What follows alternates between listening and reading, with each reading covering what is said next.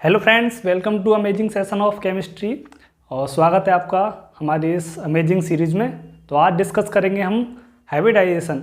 Hybridisation को हम इतना फास्ट करा देंगे कि आप देखते देखते ही किसी भी मॉलिक्यूल का हाइब्रिडाइजेशन चुटकियों में निकाल सकते हैं। और हम उसके लिए आपके लिए एक या दो फॉर्मूले लिखवाएंगे जिसके अकॉर्डिंग आप हाइब्रिडाइजेशन को कैलकुलेट कर सकते हैं। ओके, और हम इसे बहुत ही शॉर्ट तरीके से बनाएंगे और आप इसे अच्छे से एंजॉय करना, ठीक है। और we you focus, let's start. तो मैं लिखता हूँ, पहले यहाँ डाल देता हूँ स्टेरिक नंबर। ओके, इधर इधर डाल दिया स्टेरिक नंबर।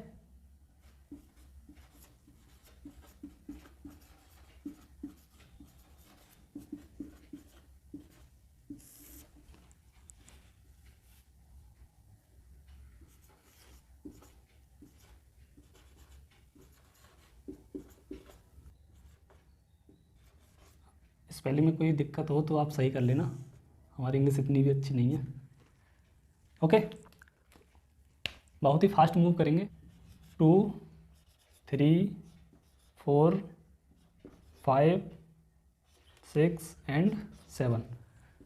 अगर हमारा 2 स्टेरिक नंबर आता है कैलकुलेट करने पर, अगर हमारा स्टेरिक नंबर 2 आता है तो हम वो हाइब्रिडाइजेशन होगा sp। अगर 3 आता है sp2। अगर 4 आता है sp3। अगर 5 आता है sp3d। अगर 6 आता है sp3d2। और 7 पर sp3d3। ओके, इसकी हम ज्योमेट्री बता देते हैं। शेप वेरिएबल रहती है, अगर जैसे जैसे लॉन पे बढ़ते हैं वैसे वैसे उसकी शेप कम होती जाती है। यानी किसी भी मॉलिक्यूल की ज्योमेट्री ट्राइगोनल प्लेनर है, यानी कि उसका हाइब्रिडाइजेशन sp2 है। ओके, आगे बात करते हैं हम ज्योमेट्री की। ज्योमेट्री हम बता देते हैं इनके साथ के साथ, लेकिन जो शेप होती है, ओके, मॉलिक्यूल की शेप जैसे जैसे लोन पे बढ़ते हैं वैसे वैसे उसकी शेप डिस्टर्ब होती है, यानी शेप वेरिएबल रहती है। वो हम बता देंगे कैसे कैसे उसकी शेप मेंटेन करते हैं, कैसे उसको कैलकुलेट करते हैं। तो एसपी की शेप, यानी कि ओनली 2 मॉलिक्यूल्स हैं, 2 मॉलिक्यूल्स की शेप कैसे होगी। मान लो एक मॉलिक्यूल ये है, एक मॉलिक्यूल ये है, अगर दोनों कंबाइंड होते हैं इसकी शेप कैसी आएगी, लीनियर। और इसकी ज्योमेट्री भी होगी लीनियर।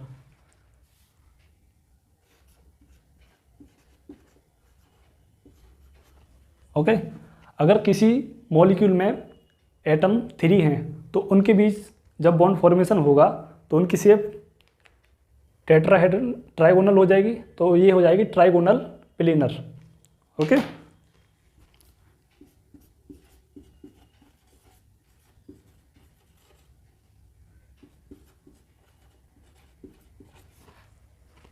और जब जब मॉलिक्यूल में 4 एटम्स प्रेजेंट हो तो उसकी शेप आएगी टेट्राहेड्रल।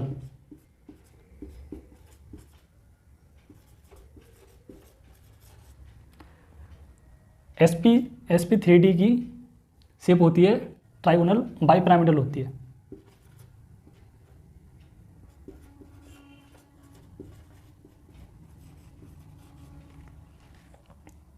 sp3d2 की ऑक्टाहेड्रल।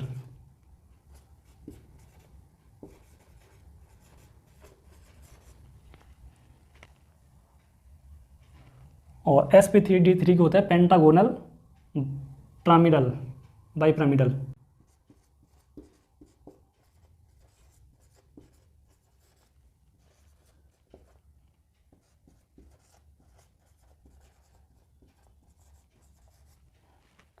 तो आप ये नोट करें और हम फिर आपके लिए sp3 हाइब्रिडाइजेशन निकालने का तरीका बताएंगे। उसके लिए 2 रूल हैं, 1-2 रूल हैं।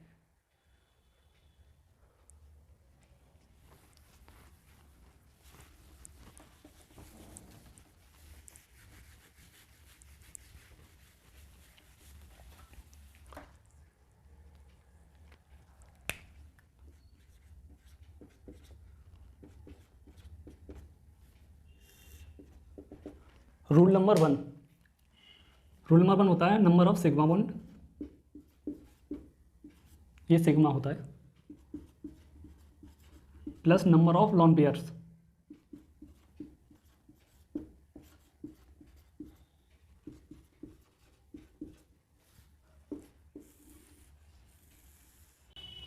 Number of sigma bond plus number of lone pair को जब हम कैलकुलेट करेंगे, जो स्टेरिक नंबर मिलेगा, ओके, जो स्टेरिक नंबर मिलेगा वही हाइब्रिडाइजेशन, जो भी मैंने टेबल लिखवाई है वहाँ से चेक कर सकते हो आप।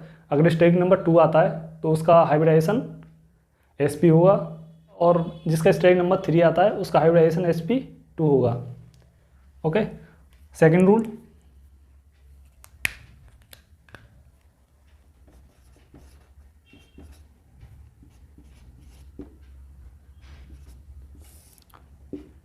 सेकेंड रूल को आप जो आयन फॉर्म में होते हैं मॉलिक्यूल्स, उनकी अच्छे से कैलकुलेट कर सकते हो उनके लिए कि इसमें हाइब्रिडाइजेशन क्या होगा। तो इसमें होता है जो सेंट्रल, हम हाइब्रिडाइजेशन कैलकुलेट करते हैं सेंट्रल एटम पर, तो सेंट्रल एटम पर present valence electrons,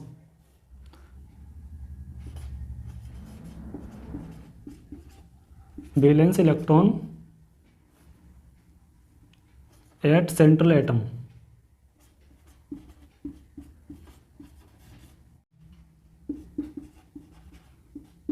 plus number of monovalent elements या फिर मोनोवैलेंट एटम। मोनोवैलेंट एटम यानी कि ऐसे एटम जो केवल सिग्मा बॉन्ड फॉर्मेशन करते हैं।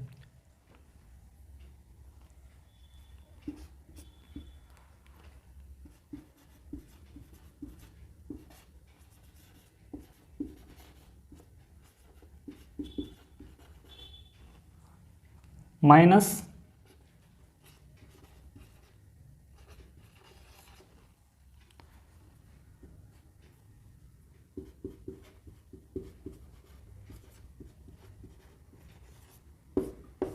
माइनस चार्ज विद साइन, अगर पॉजिटिव साइन है तो पॉजिटिव साइन रखेंगे, अगर नेगेटिवली चार्ज है तो नेगेटिव साइन के साथ रखेंगे।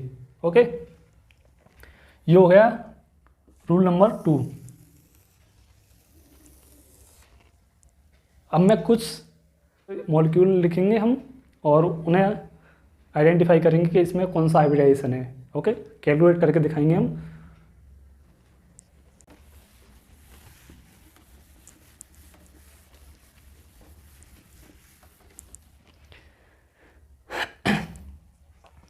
ठीक है, तो अब वक्त आ गया है हाइब्रिडाइजेशन को कैलकुलेट करने का। तो मैं कुछ मॉलिक्यूल्स ड्रॉ कर देता हूँ, उनके हम हाइब्रिडाइजेशन कैलकुलेट करेंगे।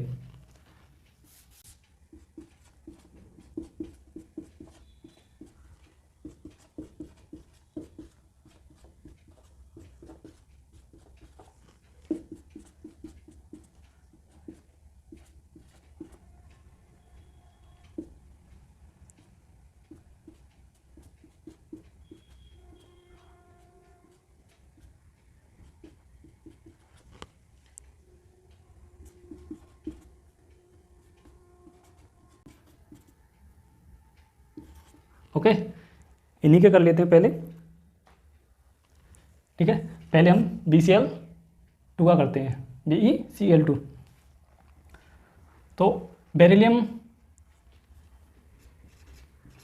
के आउटर मोस्ट में कितना इलेक्ट्रॉन होता है? वैलेंस शेल क्या होता है बेरिलियम का? 2 सिग्मा बॉन्ड फॉर्मेशन करेगा, Cl ये Cl। चाहे मैं दोनों तरीके से निकाल के बता देता हूँ एक बार। ओके, 2 सिग्मा बॉन्ड्स प्लस कोई lone pair, no lone pair, 0 lone pair equal to 2। अगर हमारा 2 स्टेरिक नंबर आता है तो हाइब्रिडाइजेशन होता है sp। ओके, सेकंड रूल लगाते हैं इसमें। Number of valence electron at central atom, central atom पर कितना इलेक्ट्रॉन है? 2 प्लस मोनोवैलेंट,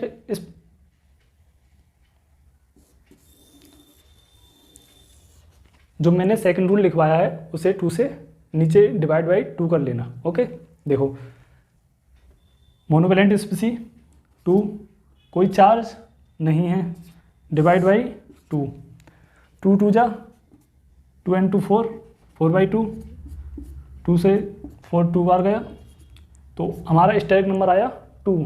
तो स्टैक नंबर अगर 2 आया है तो उसका हाइब्रिडाइजेशन क्या होगा, sp। ओके, इसमें से और भी कुछ स्पीसीज के मैं करके दिखा देता हूँ, कुछ मॉलिक्यूल्स के। देखो एक्स, हमेशा याद रखना जीनोन या तो जीनोन ऑक्साइड बनाएगा या फिर फ्लोराइड बनाएगा। जीनोन ऑक्साइड और फ्लोराइड के साथ ही मॉलिक्यूल का फॉर्मेशन करता है। ओके, जीनोन तो इनर्ट गैस है, इसके लास्ट ऑर्बिट में बैलेंस शेल भी 8 हैं। ओके, मान लो एक तरफ से फ्लोरीन से इसने कर लिया, एक फ्लोरीन इसने कर लिया। ओके, अब वो 2 sigma bond plus lone pair 1 2 3 4 5 6 electron, यानी 3 लोन पेयर। ओके, तो 3 and 2 कितना होगा, 5 पे क्या आएगा, देखो 5 कैसे लिखेंगे, S 1 हो गया, 3 P हो गया, कितना हो गया टोटल 4 D। तो इसका हाइब्रिडाइजेशन होगा sp3d। अब दूसरा फॉर्मूला लगा के दिखा देते हैं।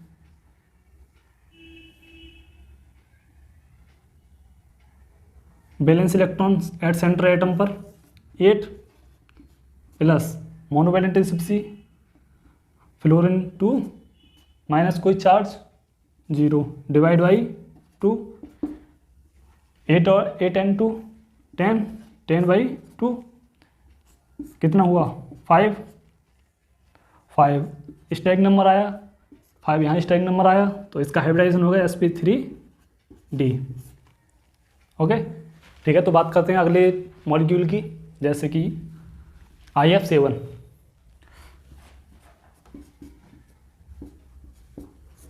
वैसे तो दोनों ही ये हेलोजन फैमिली से बिलोंग करते हैं, तो इनका देखते हैं हाइब्रिडाइजेशन क्या होगा। हम फर्स्ट रूल से निकालते हैं पहले।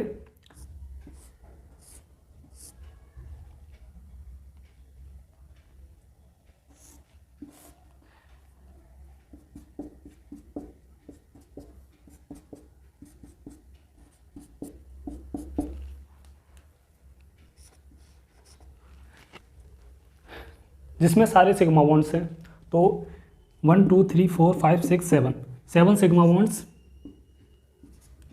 प्लस कोई लोन पेयर प्रेजेंट नहीं है, 0 लोन पेयर, तो स्टैक नंबर इसका आएगा 7।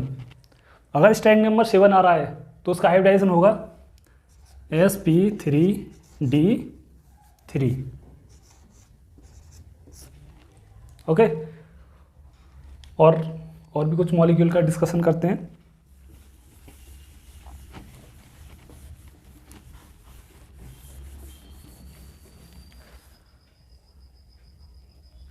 जैसे वाटर है, H2 होगी,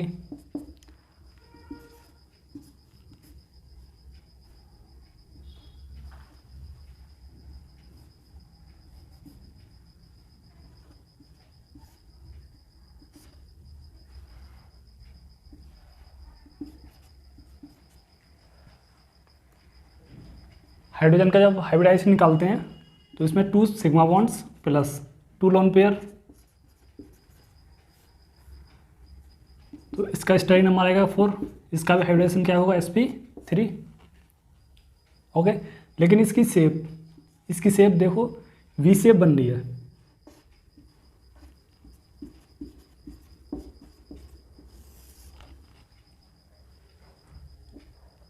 V शेप हो गई। बात करते हैं इसकी ज्योमेट्री टेट्राहेड्रल होती है, लेकिन शेप V शेप होती है, क्योंकि V शेप हो गया electron repulsion, lone pair repulsion. बता दें हम आपके लिए, स्ट्रॉन्ग होता है लोन पेयर रिपल्सन।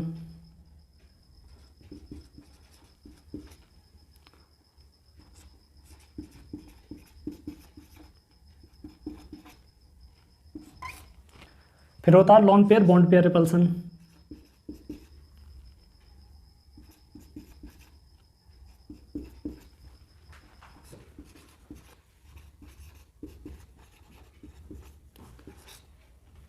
इससे वीक होता है बॉन्ड पेयर, बॉन्ड पेयर।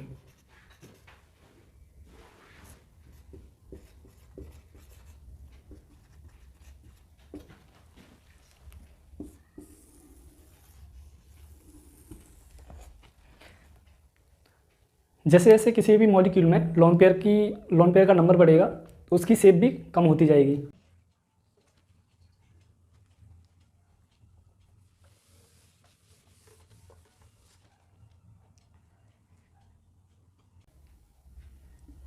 जैसे PCl5 फास्फोरस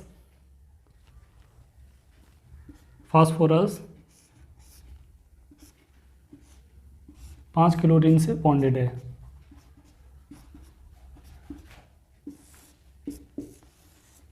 ओके, इसमें 5 सिग्मा बॉन्ड्स हैं, 5 सिग्मा बॉन्ड्स। इसका स्टेरिक नंबर भी 5 होगा। अगर स्टेरिक नंबर 5 है तो इसका हाइब्रिडाइजेशन क्या होगा? sp3d। ओके, लोन पेयर है, यहाँ पर वेरी करता, यहाँ पर रहता है लोन पेयर। ओके, अब भी इसका हाइब्रिडाइजेशन sp3d है, क्योंकि 4 sigma bonds plus 1 lone pair, steric number हो गया 5। तो अगर 5 हो गया तो इसका हाइब्रिडाइजेशन क्या होगा? sp3d। हाइब्रिडाइजेशन sp3d हो गया, लेकिन इसमें अब एक लोन पेयर प्रेजेंट हो गया। ओके, तो अब अगर इसमें से हम एक और हटा देते हैं क्लोरीन और यहाँ पर एक और लोन पेयर जोड़ देते हैं, तो अब कैसी शेप दिखाई दे रही है? T shape. ओके, और इसका ज्योमेट्री अब भी पेंटागोनल बाइपिरामिडल है, सॉरी ट्राइगोनल बाइपिरामिडल है। और हाइब्रिडाइजेशन इसका sp3d अब भी है। ओके, तो यहाँ पर हमारा हाइब्रिडाइजेशन होता है समाप्त। और ऐसे ही आप हमारे इस 5 से 10 मिनट के लेक्चर में आप किसी भी मॉलिक्यूल का हाइब्रिडाइजेशन चुटकियों में कैलकुलेट कर सकते हो। बस फॉर्मूले को ध्यान में रखें और उसका स्टेरिक नंबर भी ध्यान में रखें। और साइज, वो शेप जैसे जैसे लोन पेयर का नंबर बढ़ेगा वैसे वैसे शेप उसकी चेंज होती जाएगी। जैसे लोन पेयर बढ़ेंगे या फिर घटेंगे उसकी शेप में वेरिएशन आता जाएगा, लेकिन ज्योमेट्री उसकी एक सेम ही रहेगी। ओके, तो आई होप आपको ये वीडियो पसंद आई होगी और आपके लिए ये कॉन्सेप्ट भी क्लियर हुआ होगा। अगर आपके लिए ये वीडियो पसंद आई है तो इसके लिए एक लाइक अवश्य दें और हमारे साथ और भी ऐसी अमेजिंग वीडियो देखने के लिए हमारे साथ जुड़े रहें। धन्यवाद। जय हिंद।